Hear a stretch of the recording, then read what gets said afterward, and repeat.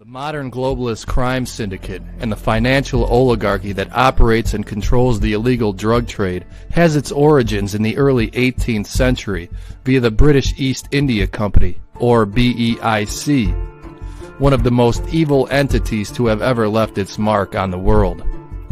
The BEIC was the vehicle in which London trafficked drugs to China and around the world. Through the Grand Lodge of England, the BEIC set up Masonic lodges in India, around the same time they set up lodges in pre-revolutionary America. The first Masonic lodge in India, created in the year 1729, was in fact called Lodge East India Arms No. 72, and carried the BEIC coat of arms.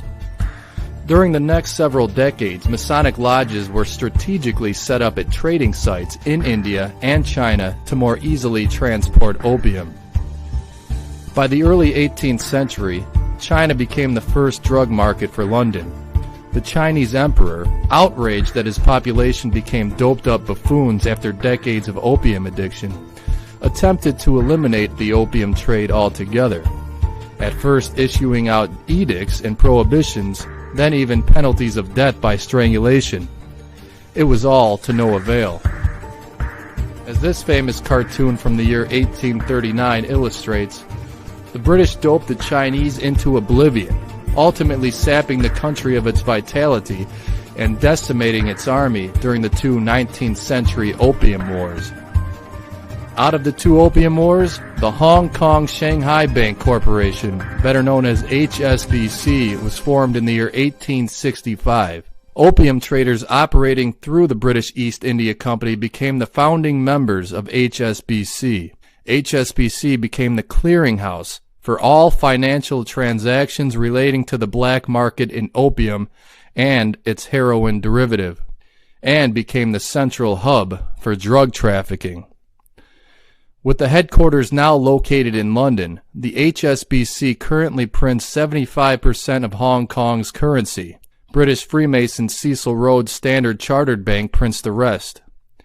With the advent of HSBC, the British East India Company was no longer needed, as the bank became a more effective way of handling dirty money. The BEIC dissolved just 7 years after the foundation of HSBC. The relationship between Freemasonry and the British East India Company proved to be the mechanism in which the opium trade would be possible. Thus was established the beginning of the Masonic network and the illegal drug trade. The opium trade was set up through a triangular trade system between the British, India, and China during the 18th century. According to the Encyclopedia Britannica, Britain undertook the opium trade because of their chronic trade imbalance with China.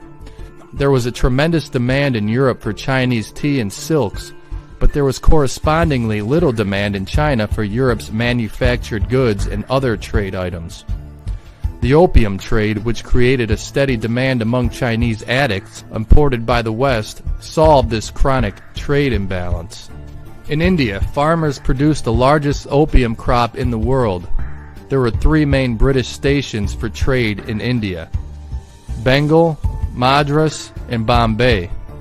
At least one Masonic lodge was strategically positioned at each site. Lodge number 222 was established in Bengal in 1740. A Madras lodge was established in 1752, as was the Provincial Grand Lodge of Madras. In 1758, Lodge number 234 was established in Bombay. From the 18th century to the 19th century, the British Masonic network grew tenfold in India. During the 1750s, the British East India Company took full control over opium growing districts in India. Journalist Simon Deschamps explains, quote, "Masonry became so entrenched in trading that provincial Masonic lodges eventually resorted to bills of exchange as a means to convey the members' fees to the Grand Lodge of England from 1772 onward. Bills of exchange were the traditional means of payment for most trading transactions." Unquote. So how did these Masonic networks function? According to Builders of Empire by Jessica Harlan Jacobs, Masons gave out Masonic certificates which worked much like a foreign passport, Thus, through his certificate, a Mason can effectively travel the Masonic network wherever a lodge exists. Writing in the year 1867 under the auspices of a Grand Masonic Lodge, one Mason arrogantly explains how the Masonic network works. Quote, "Not only do we know no north, no south, no east, and no west, but we know no government save our own. To every government save that of Masonry, and to each and all alike, we are foreigners. And this form of government is neither pontifical, autocratic, monarchical, republican, democratic, nor despotic. It is a government per se, and that government is Masonic. We are a nation of men only bound to each other by Masonic ties as citizens of the world. And that world is the world of Masonry. Brethren to each other all the world over, foreigners to all the world beside." British Masonic lodges were established in India well into the 19th century to further British trading ambitions. Eastern Star Lodge No. 95 was opened in 1802 in the interest of the Honorable East India Company's Navy. As Deschamps continues, "Soon the Masons in India became adept at channeling information back to the motherland, acting as news dispatchers."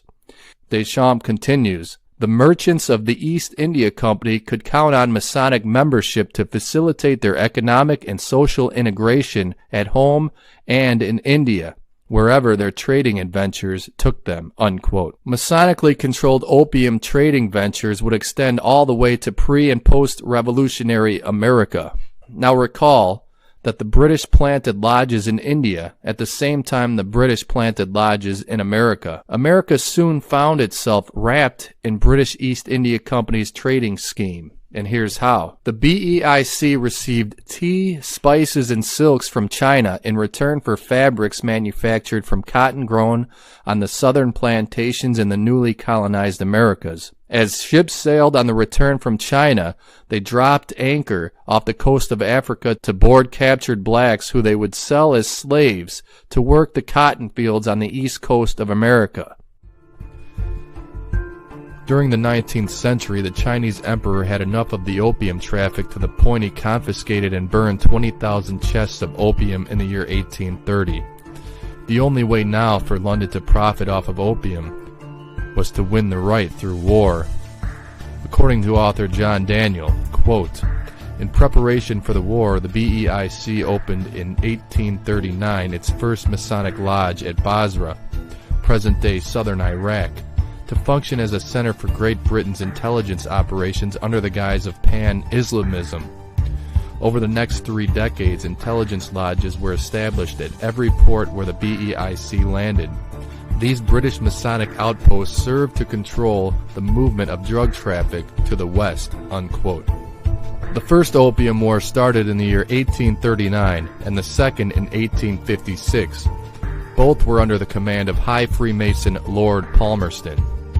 Lord Palmerston was considered at the time to be the High Patriarch of Freemasonry, mainly for his interactions with a multitude of underground revolutionary secret societies.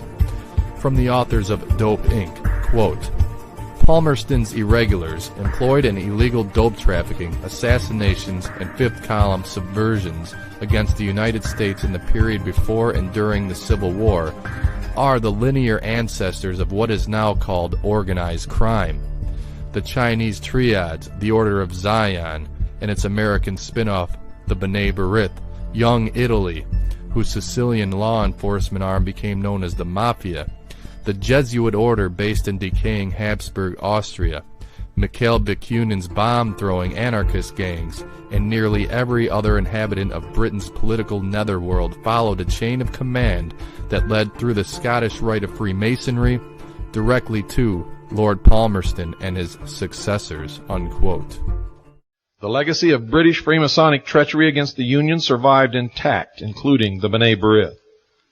Although the slave trade nominally was banned in the United States as a result of Lincoln's Emancipation Proclamation, a new form of slavery had already been launched by the British East India Company and its Scottish Rite directors, including the same Lord Palmerston who had played so pivotal a role in the secessionist insurrection.